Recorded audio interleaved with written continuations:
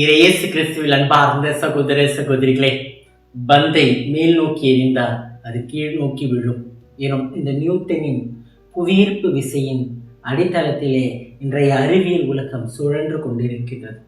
மேலிருக்கும் ஆவியானவர் கீழ் நோக்கி நம் மீது இறங்க நாம் தூய ஆவியானவரின் ஈர்ப்பு விசையின் ஆலயமாவோம் என்ற ஒரு உண்மையை எடுத்து சொல்வதுதான் இன்று நாம் கொண்டாடி கொண்டிருக்கின்ற பெந்தகோஸ்து பெருவிழா, தூய ஆவியானவர் விழா. அன்பார்ந்தவர்களே, யூத மதத்தில் 3 விழாக்கள் மிகவும் பிரபலமானதாக கருதப்படுகின்றது. 1 பாஸ்கா விழா, 2 பெந்தகோஸ்து விழா, 3 கூடார திருவிழா.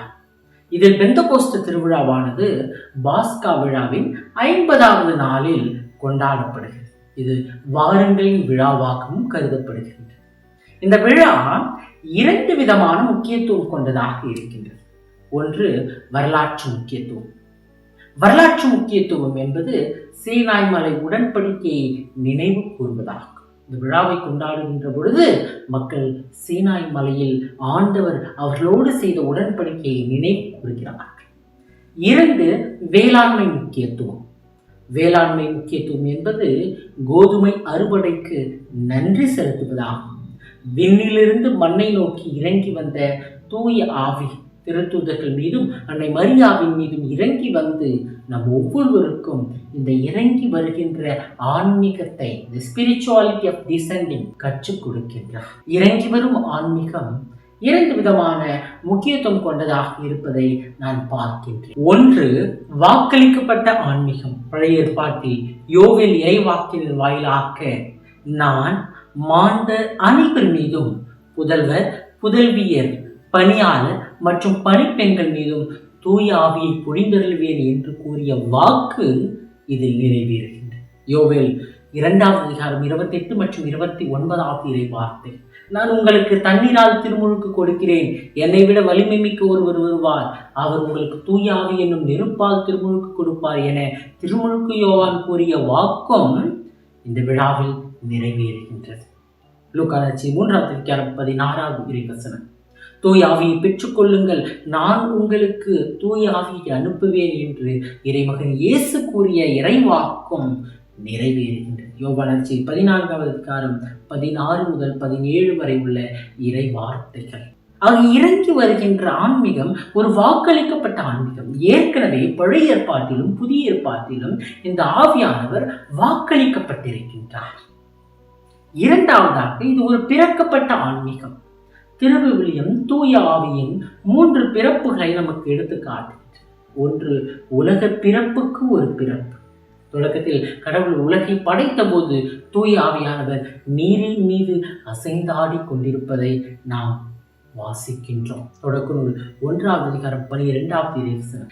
2வதாக இயேசுவின் பிறப்புக்கு ஒரு பிறப்பு.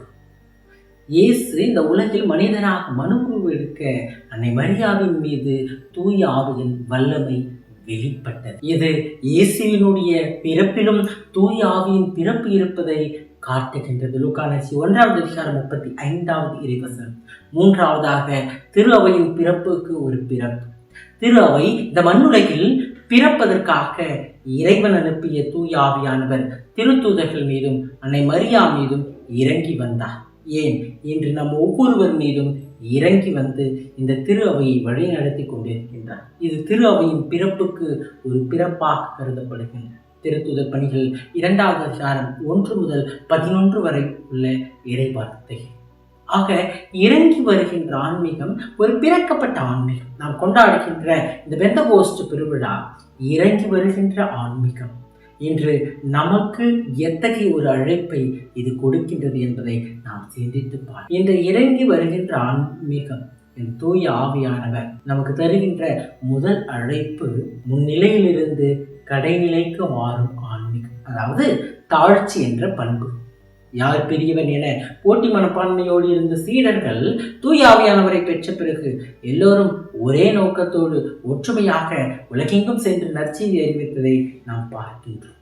தான் என்ற நிலையிலிருந்து நாம் என்ற நிலைக்கு அவர்கள் இறங்கி வந்தார்கள்.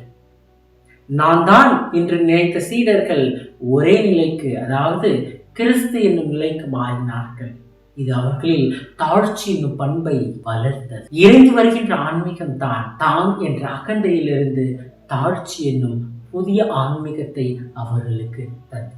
ஆக இந்த தூய ஆவியானவரால் அவர்கள் இந்த தாழ்ச்சி என்னும் பண்பை பெற்றார். அன்னை மரியாவினுடைய வாழ்க்கையிலும் நான் ஆண்டவருடைய அடிமை ஒரு வார்த்தையின்படியே எனக்கு ஆகட்டும் என்று அன்னை மரியாள் தன்னை முழுவதுமாக அர்ப்பணித்தது இந்த தாழ்ச்சி என்னும் பண்பினால் தான்.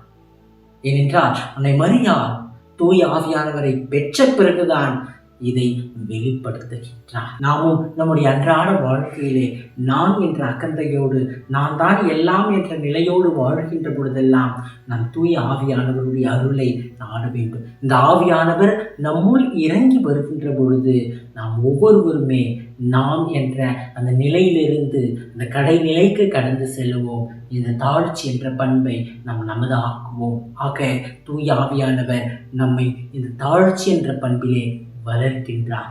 இதுதான் இன்றைய விழா நமக்கு தருகின்ற முதல் அழைப்பு. இரண்டாவதாக, தன் நிலையிலிருந்து தன் நிலை இல்லாதவருக்காக மாறுகின்ற ஒரு ஆன்மீகம், அதாவது சேவை என்னும் பண்பு.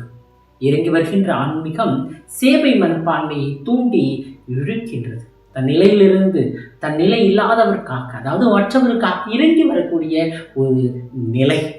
சீடர்கள் தங்களுடைய நிலையிலிருந்து உலகெங்கும் சென்று நற்செய்தி அறிவிக்க வேண்டும், எல்லா இடங்களுக்கும் செல்ல வேண்டும் என்று ஒரு உணர்வை பெற்றது இந்த ஆன்மீகத்தால் தான், தூய ஆவியானவரால் தான். கடை நிலையில் உள்ளவர்களுக்கு பணி செய்ய வேண்டும். தூய ஆவி இறங்கி வந்த பொழுது அக்கினி நாவுகள் இறங்கி வந்தது. இங்கு நாவு என்பது நற்செய்தி அறிவிப்பினுடைய அடையாளமாக இருக்கு. உலகெங்கும் சென்று சீடர்கள் நற்செய்தி அறிவிப்பதற்கு இந்த தூய ஆவியானவரே காரணமாக இருந்தார். நான் இயேசுவை அறிந்தவனாக இருக்கிறேன் இன்னும் இயேசுவை அறியாதவர்களுக்கு இயேசுவை கொடுப்பதற்கான ஒரு ஆன்மீகம் தான் இந்த ஆன்மீகம். தூய ஆவியானவர் தன் நிலையிலிருந்து தன் நிலை இல்லாதவர்களுக்கான ஒரு ஆன்மீகம், சேவை மனப்பான்மை. இது நற்செய்தி அறிவிக்கின்ற ஒரு மனப்பான்மையை நம்முள் தூண்டி எழுப்புகின்றது.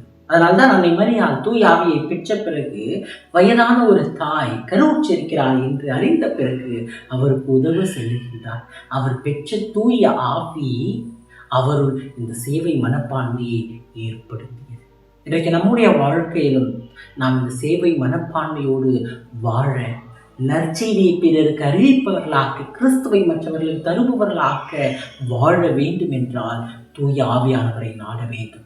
இறங்கி வருகின்ற ஆன்மீகத்தில் இந்த தூய ஆவியானவர் நம் ஒவ்வொருவருக்கும் சேவை என்னும் மனப்பான்மையை தருகின்றார். அத்தகைய மனப்பான்மையோடு வாழ்வதற்கு நம்மை அழைக்கின்றார். இதுதான் இன்றைய விழா நமக்கு தருகின்ற இரண்டாவது அழைப்பு.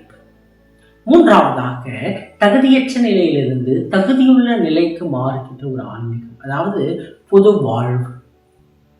இந்த இறங்கி வருகின்ற ஆன்மீகம் நம்மை புது வாழ்வை நோக்கி அழைத்து செல்கின்றது.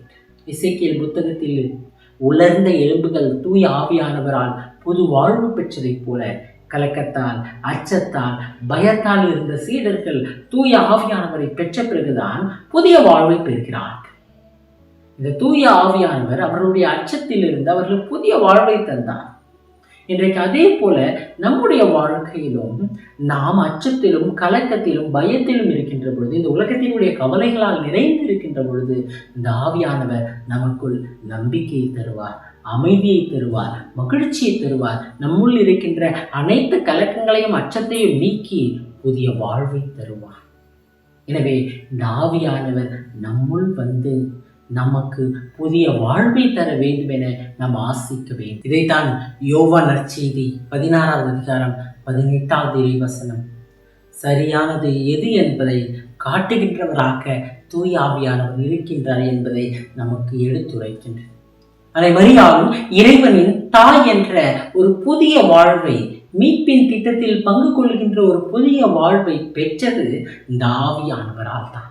நம்முடைய தகுதியற்ற அந்த பாவ நிலையிலிருந்து, பழைய நிலையிலிருந்து தகுதியுள்ள புதிய நிலைக்கு மாற தூய ஆவியானவரை நாம் பெற்றுக்கொள்ள வேண்டும். மரங்களில் இருக்கின்ற பழங்கள் மரத்திலே இருந்தால் அது ஒரு பலனும் இல்லை. அது இறங்கி நம்முடைய கரங்களுக்கு வர வேண்டும். இறங்கி வருகின்ற பொழுதுதான் அது நம்முடைய நாவுக்கு சுவையுடையதாக மாறிவிட்டது. இறங்கி வருகின்ற ஆன்மீகத்தில் தூய ஆவியானவர் நம்மில் இறங்கி செயலாற்றுகின்றார். நமக்குள் இந்த தாழ்ச்சியையும் சேவை உணர்வையும் புதிய வாழ்வையும் அவர் நமக்கு தருகின்றார். நம்முடைய பழைய நிலையை முற்றிலுமாக மாற்றுகின்றார். அகன்பார்ந்தவர்களே, இந்த இறங்கி வருகின்ற ஆன்மீகத்தில் இறங்கி வருகின்ற இந்த தூய ஆவியானவர் நம்முள் செயலாற்றுகின்ற பொழுது இந்த உன்னதமான பண்புகள் நமதாகும். அதை பெறுவதற்கு நாம் முயல்வோம். இறைவன் நம் ஒவ்வொருவரையும் ஆசீர்வதிப்பார்.